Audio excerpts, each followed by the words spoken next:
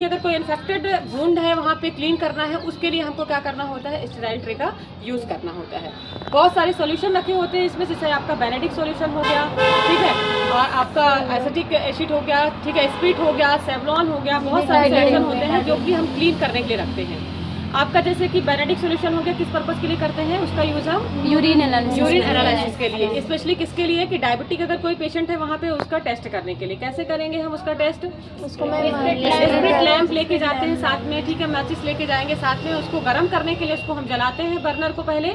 उसके बाद होल्डर होता है जो कि टेस्ट ट्यूब को होल्डर में हम क्या करते हैं, उसमें 2-3 ड्रॉप यूरिन का डालते हैं और 2-3 ड्रॉप आपका क्या जाता है उसमें बेनेडिक्ट सॉल्यूशन जाता है, ठीक है। इसके बाद गर्म करते हैं 1 से 2 मिनट के, या ज़्यादा से ज़्यादा ड्यूरेशन होगा 5 मिनट का, इससे ज़्यादा नहीं करना है।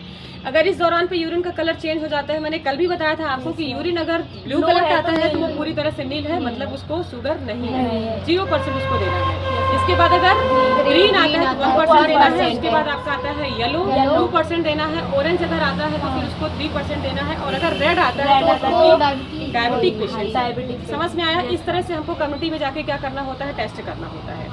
आया समझ में?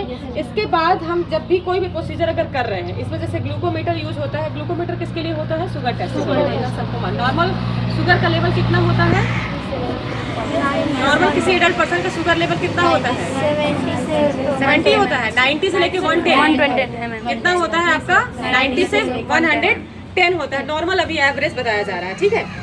और इसमें बहुत सारे ऐसे कॉन्ट्रासेप्टिव पिल्स हो गए, जैसे आपके ये हो गया आपका फैमिली प्लानिंग में जो कि यूज़ किया जाता है। देन इसके बाद आप छोटी मोटी ड्रग्स रख सकते हैं, जैसे कि पीसीएम ड्रग्स हो गई, डाइक्लोफोनिक ड्रग्स हो गया, ये सब ड्रग्स को आप रख सकते हो, क्योंकि कम्युनिटी में जाके आपको छोटा मोटा जो भी अगर प्रॉब्लम है उसको क्या करना है, माइनर जिसको हम बोलते हैं, माइनर एलिमेंट्स जो होते हैं उसको हमको प्रिवेंट करने के लिए कम्युनिटी बैग का यूज़ करना होता है। समझ में आया? अनहाइजीनिक कंडीशन पे इसको नहीं रखना है आपको। एक ऐसा मतलब एरिया आपको चूज कर लेना है कि उसमें डायरेक्ट मतलब सनलाइट ना हो। आप किसी पेड़ के नीचे या किसी घर के ऐसे चबूतरे पे आप इसको रख सकते हो, ठीक है। ये चीज़ें आपको ध्यान रखना है कि इन्फेक्टेड ना हो ये। इसके बाद प्रोसीजर, अगर कोई भी प्रोसीजर करने के बाद आपको मटेरियल रखना कहाँ पे है, एक सबनम बैग भी आता है जो कि यहाँ पे नहीं रखा हुआ है, उसमें आपको सारा वेस्ट कलेक्ट करना होता है, ठीक है।